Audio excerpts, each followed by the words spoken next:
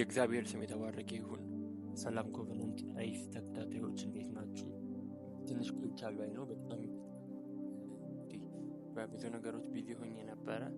አፕሎድ ሳልቀረው መዝሙረ ዳዊትን እያነበብን ነበር የቆየ ነው። አሁንም እንቀጥላለን። መዝሙረ ዳዊት ምዕራፍ 4 ነበር ያቆምነው። 4ን ጨርሰን አሁን ደግሞ ዛሬ ምዕራፍ 5 ላይ እንገኛለን።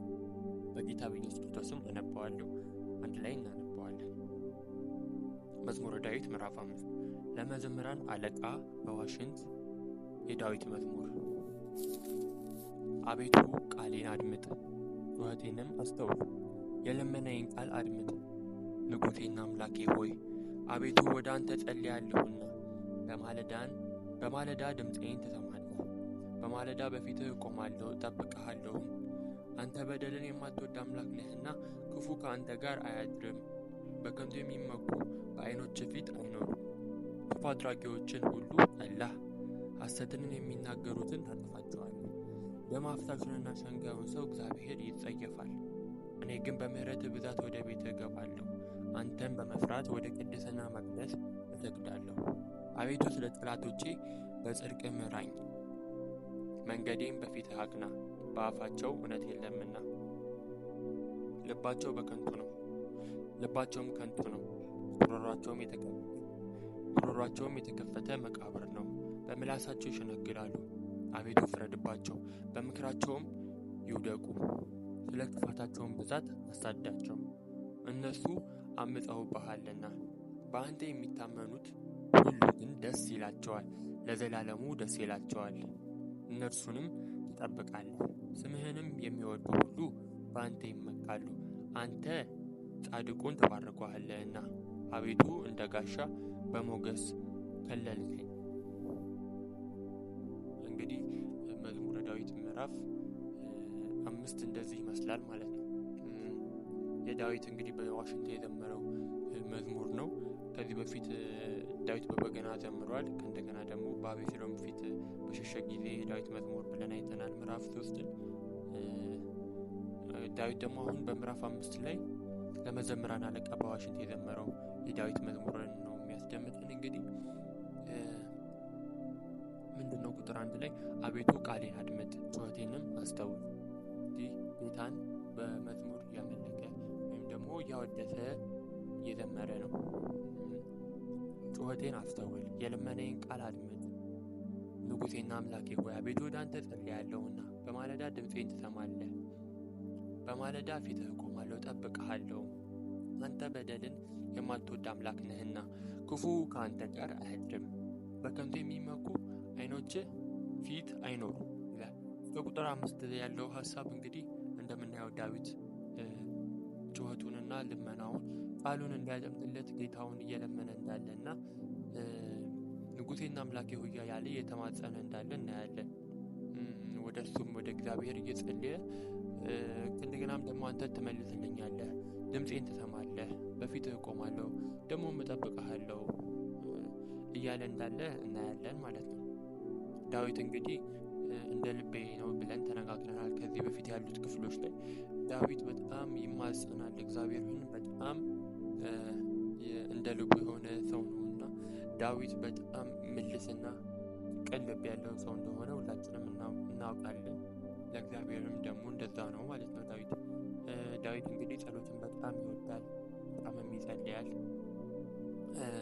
ጸሎትን በጣም መውደዱ ደግሞ ከእግዚአብሔር ጋር ያለውን ቅርበት እንዴት እንዳቀረበውና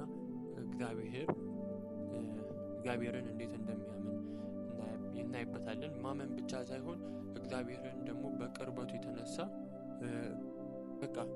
እንደሚያውቀው እናስተውላለን እዚህ ክፍል ላይ ማለት ነው። ምክንያቱም እንዴት ነው ያውቀዋል ያለው? ድምፄን ትሰማለህ። አንዳንዶቻችን ስንጸልይ በእርግጥ እንጸልያለን፣ ግን የሚሰማን አይመስለንም አይደል? አንዳንድ ጊዜ ዳዊት ግን እርግጠኛ ሆኖ ነው ጩኸቱን እያሰማው፣ እንደሚሰማው ደግሞ እግዚአብሔር እርግጠኛ ሆኖ ነው ማለት ነው። አንዳንድ ጊዜ እንለምናለን፣ ግን ላይሳካልን ይችላል፣ ላይሰምርልን ይችላል። በሰዓቱ የምንፈልገውን ነገር ላናገኝ እንችላለን። ግን ዳዊት በማይመቹም ሁኔታዎች እግዚአብሔርን ይፈልግ ነበር ማለት ነው። ለዛ ነው ዳዊት ድምፄን ትሰማለህ በማለዳ በማለዳ ፊትህ እቆማለሁ እጠብቅሃለሁ። ዛት ሚንስ እግዚአብሔር አይቸኩልም፣ እንደማይዘገይም እናምናለን ሁላችንም። ግን ሁል ጊዜ ምን ያህል እንጠብቃለን፣ ምን ያህል ትዕግስት ይኖረናል የሚለው ነገር እግዚአብሔር እሱን ያያል ማለት ነው። ምክንያቱም እግዚአብሔርን መጠበቅ ስለሚያረፍድ አይደለም። እግዚአብሔር ግን ድንገት ነው። እግዚአብሔር አይቸኩልምም አይዘገይም። ግን በቦታችን እንድንሆን ይፈልጋል።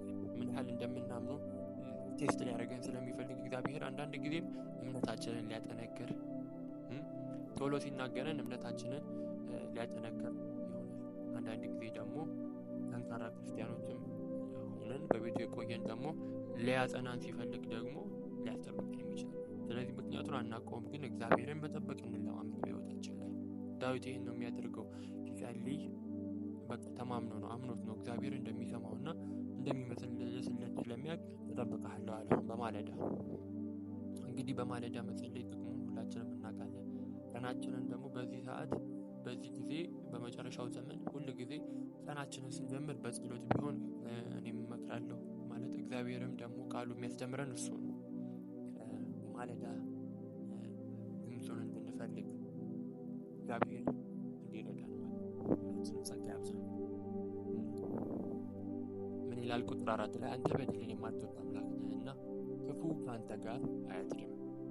እግዚአብሔር በደልን የሚወድ አምላክ ነው እንደሆነም ያውቃል ማለት ነው ዳዊት። ምክንያቱም የእግዚአብሔርን ባህሪ የተረዳ ሰው ነው ዳዊት። ከእግዚአብሔር ጋር ያለው ቅርበት ይህንን አስረድቷል ማለት ነው። በደልን የማትወድ አምላክ ነህ፣ ስለዚህ ክፉ ከአንተ ጋር አያድርም። ቁጥር 5 ላይ ደግሞ በከንቱ የሚመቁ ዓይኖች ፊት አይኖሩም። እግዚአብሔር ፊት ማንም ሰው ሊታበይ አይችልም፣ ሊቆምም አይችልም ማለት ነው። እግዚአብሔር ፊት እውነትና እውነት ብቻ ነው ያለው ማለት ነው። በደልን ያውቃል እግዚአብሔር። ምዕራፍ 5 በከንቱ የሚመኩ ዓይኖች ቁጥር 5 ዓይኖች ፊት አይኖሩም። ክፉ አድራጊዎችን ሁሉ ጠላ፣ ሐሰትን የሚናገሩ ታጥፋቸዋለህ። ደም አፍሳሹንና ሸንጋዩን ሰው እግዚአብሔር ይጸየፋል። እግዚአብሔር የማይወደው ነገር ይሄ ነው። እኔ ግን በምህረት ብዛት ወደ ቤት እገባለሁ፣ አንተን በመፍራት ወደ ቅድስና መቅደስ እሰግዳለሁ። ደስ የሚል ቃል። እግዚአብሔርን በመፍራት ወደ ቅድስናው መቅደስ እሰግዳለሁ። በምህረት ብዛት ወደ ቤት እገባለሁ።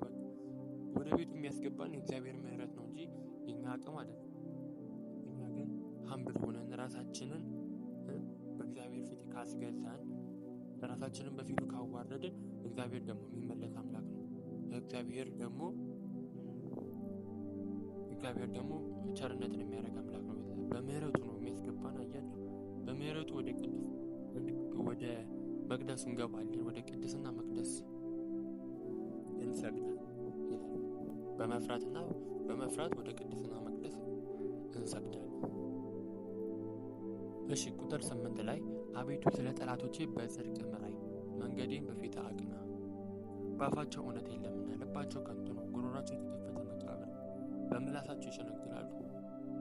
አቤቱ ፍረድባቸው፣ በምክራቸውም ይውደቁ።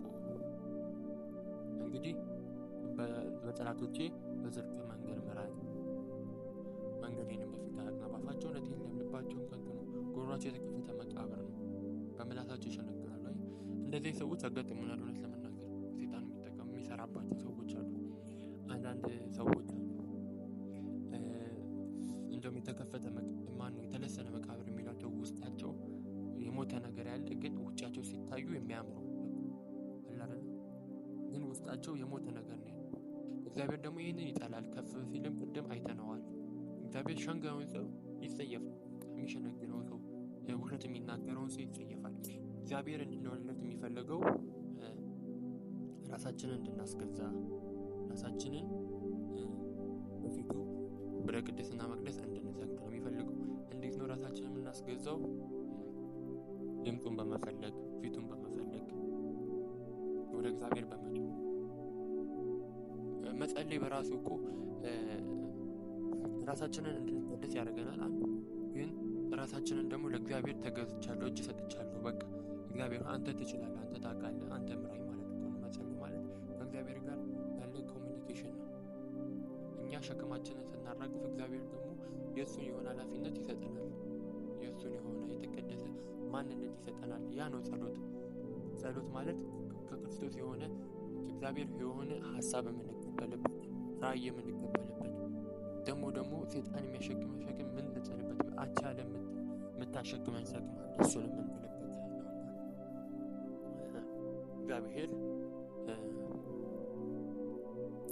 እግዚአብሔር እርሱን የሚፈልጉትን ሰው በጣም አብልጦ ይወዳል። ትዕቢትን አይወድም እግዚአብሔር፣ ትዕቢትን ይጸየፋል። ለዛም ነው እዚህ ጋር ልባቸው ከንቱ ነው፣ ጉሮሯቸው የተከፈተ መቃብር ነው፣ በምላሳቸው ይሸነግላል። አቤቱ ፍረድባቸው፣ በምክራቸውም ይውደቁ። ይመክራሉ። ምዕራፍ 1 ላይ በክፉዎች ምክር ያልሄደ፣ ክፉዎች ይመክራሉ። ክፉዎች በምክራቸው እንድንሄድ ይፈልጋሉ። ለዛ ነው የሚመክሩ። እኛ ደግሞ የምንከተለው እግዚአብሔርን መንገድ ነው። የእግዚአብሔርን መንገድ ደግሞ የጽድቅ የቅድስና መንገድ ነው። እሱን የመፍራት መንገድ ነው እና ሰፊው መንገድ ደግሞ የኃጢአት መንገድ፣ ጠባቡ ደግሞ የእግዚአብሔር መንገድ ነው። ቅድስና፣ ጽድቅ፣ እግዚአብሔርን መፍራት። ስለዚህ እነዚህ የሚሸነግሉ ናቸው። ደግሞ በምክራቸው ይወድቃሉ።